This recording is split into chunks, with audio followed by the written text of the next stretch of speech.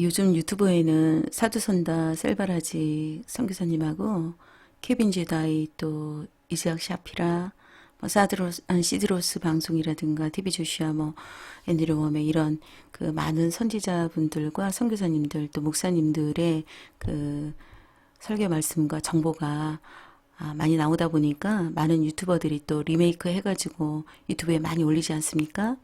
그러다 보니까 우리가 또 그거를 많이 듣고 보게 됩니다. 이렇게 보다 보니까 유튜브를 뭐 하루에 30분 이상씩, 1시간 이상씩은 보는 사람들이 많더라고요.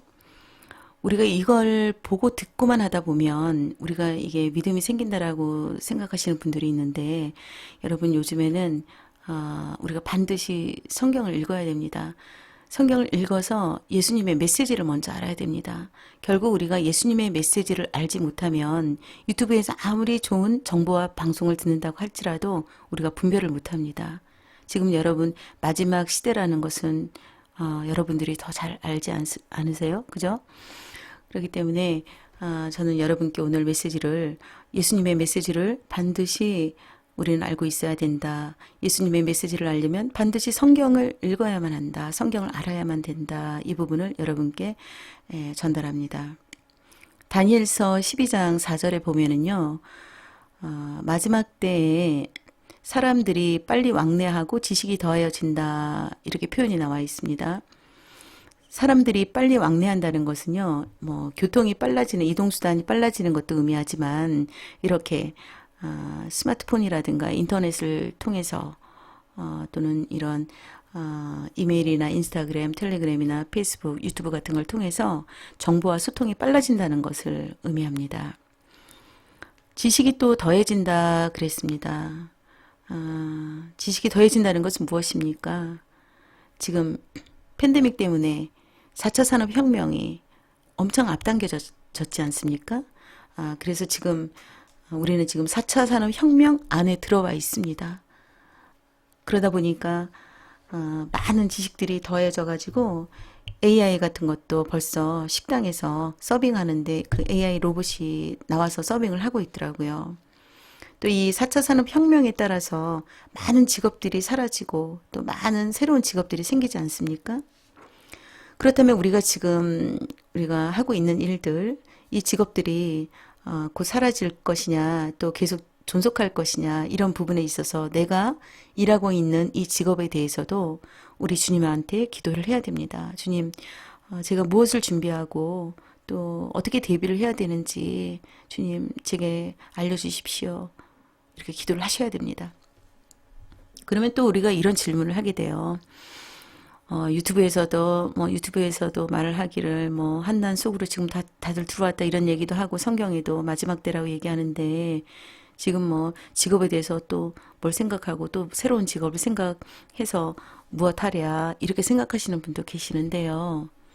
사실 우리가 어떤 상황이라도 우리가 죽고 싶다고 죽어지는 건 아니잖아요.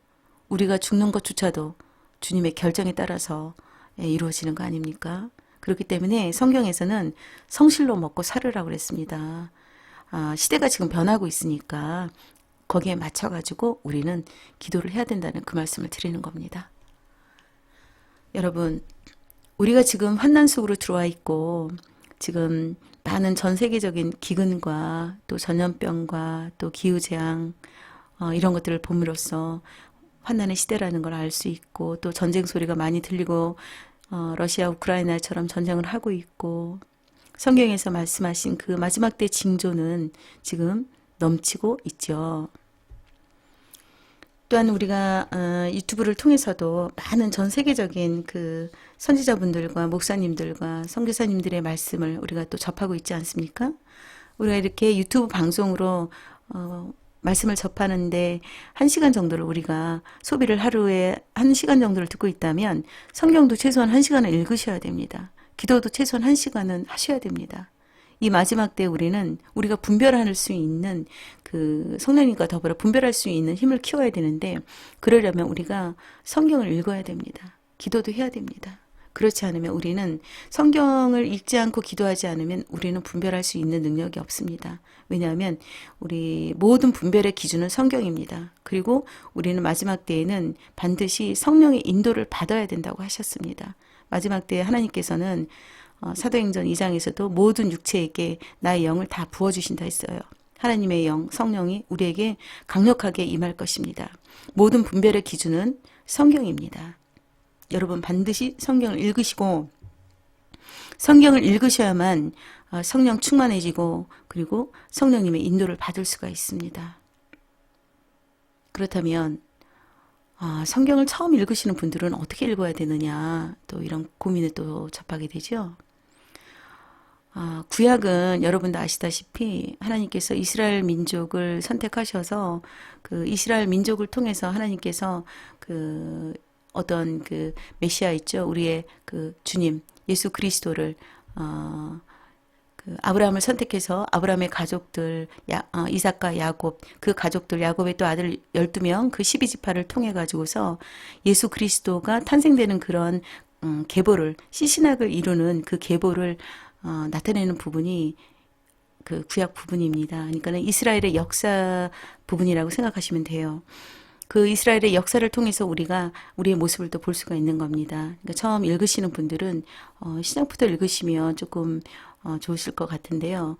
읽는 방법을 제가 조금 말씀드리자면 처음 마태복음을 읽을 때 이제 한 10절씩 1절부터 10절을 읽으시고요. 잠언 같은 경우는 하루에 한 절만 읽으시고 시편은 1편부터 5편을 읽기를 권면드립니다. 그렇게 되면 잠언은 지혜가 굉장히 지혜로워질 수 있는 그런 부분이에요. 그러니까는 잠언은 한 달에 한 번, 또 시편도 한 달에 한 번씩 읽게 돼요. 그렇게 읽으면. 그리고 나머지 부분들은 이제 이렇게 10절씩 10절씩 이렇게 읽어 나가게 되면 1년에 통독을 성경을 4번 통독하게 됩니다. 우리가 TV 조시아 목사님 아시죠? 이 시대의 그 신유와 치유 사역의 대가였던 분이시잖아요. 그분께서는 항상 우리에게 성경 통독은 1년에 4번은 해야 된다 강조하셨습니다. 읽기 전에는 반드시 성령님께 기도하십시오. 성령님, 제가 이 성경 읽는 부분을 정확히 알게 해주시고 이해해 주시고 조명해 주십시오. 그렇게 기도하시기 바랍니다. 그러다 보면은 성경을 읽어나가다 보면은 갑자기 옛날 일이 딱 떠올라요. 내가 생각지도 못했던 거. 그 성령님이 조명해 주시는 거예요. 떠올려 주시는 거거든요. 그러면 그 부분이 내가 상처가 되는 부분이 떠올랐거나 아니면 내가 잘못했던 부분들이 떠올랐거나 내가 그를 용서해 줘야 돼야 되는 거다. 그러면 예수 그리스도 이름으로 그 사람을 용서하세요. 이름으로. 내가 예수 그리스도 이름으로 누구누구를 용서한다. 그리고 또 내가 잘못한 부분은 나는 누구누구에게 내가 용서를 받기를 원한다. 또 내가 누구누구에게 잘못했다 하면서 예수님의 이름으로 회개하시면 됩니다. 그리고 또 읽다 보면 또 말씀이 와닿는 부분이 있어요. 그런 데는 별표를 치십시오. 그 말씀을 가지고 기도하고 싶은 마음이 들잖아요. 그러면 성령께서 그걸 기도를 시키는 겁니다. 그러면 기도를 하시면 됩니다. 그 말씀을 가지고. 근데 처음 읽다 보면은 제일 처음에 읽으면 거의 머릿속이 잡념으로 가득 차고 내가 입으로 읽는 것이 입만 읽는 것 같은 느낌이 들어요. 그런데 2번, 3번 점차 이렇게 읽잖아요. 읽다 보면은 내 안에 경관진들이 깨지고 부서지고 성령께서 완전히 나를 통치하십니다. 그러면 여러분이 또 이제 이런 질문을 하게 돼요. 성령께서 나를 완전히 통치한다는 걸 그걸 내가 어떻게 알 수 있어요? 이런 질문을 합니다. 이제 내가 성경을 매번 이렇게 읽고 기도하게 되면은요, 이제 빛이 내 안에서 가득 찹니다. 경관진들이 깨지고 하나님은 빛이라 그랬잖아요. 하나님은 생명이시고 또 사랑이시고 하나님은 말씀이시니까 성경 말씀을 계속 대하다 보면 이 빛이 내 안에 들어옵니다. 그럼 성령이 나를 완전히 사로잡고 통치하시는데요.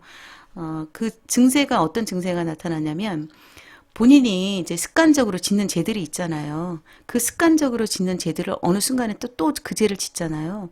그럼 이제 뭐 그 습관적인 죄들이 큰 죄가 아니라 뭐 선의의 거짓말이든 남을 험담하는 거든 이런 것들이 있잖아요. 이걸 짓잖아요. 자기 자신이 괴로워서 견딜 수가 없어요. 그리고 너무너무 가증스러운 거예요. 내 자신이. 하나님은 거룩하시잖아요. 우리도 점차 거룩해지는 거예요. 거룩에 다가갈수록 빛이 더 내 안으로 가득 찰수록 나는 조그만 죄를 짓더라도 내가 너무 자신이 가증스럽고 너무 괴로운 거예요. 그래서 반드시 회개하게 되고 성경을 계속 읽으면 읽을수록 기도하면 할수록 어둠이 내 안에 들어올 틈이 없습니다.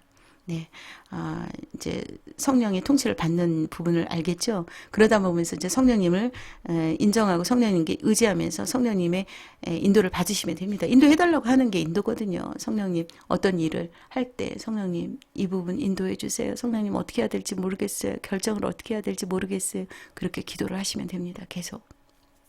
여러분, 제가 누차 말씀드리지만 지금은 마지막 때예요. 우리가 이젠 유튜브에서 이제 어떤 유명한 분들 말씀 많이 올라오는 것들이 있잖아요. 그것만 많이 듣는다고 해갖고 우리의 믿음이 상승되거나 견고해지지 않습니다. 이제는 우리는 마지막 때에는 성경에서도 말씀하셨죠. 거짓 선지자들이 나타나서 계속 우리를 미혹하고 유혹한다고 그랬습니다. 여러분, 우리는 마지막 때는 성령의 인도를 받아야 돼요. 성령의 인도는 각자 받는 겁니다. 각자 내가. 마지막 때에는 각자 성령과 친해져서 성령의 인도를 자기 자신이 받아야 되기 때문에 이 성령의 인도를 받으려면 성령 충만해야 됩니다. 성령 충만해야 되면 어떻게 해야 됩니까? 성령이 뭡니까? 성령은 하나님의 영이라고 말씀드렸죠. 하나님은 뭐라고 그러셨어요? 하나님은 말씀이고 빛이고 사랑이고 생명이다. 그러면은 말씀이시는 성경을 읽지 않으면은 절대로 성령 충만해질 수가 없어요.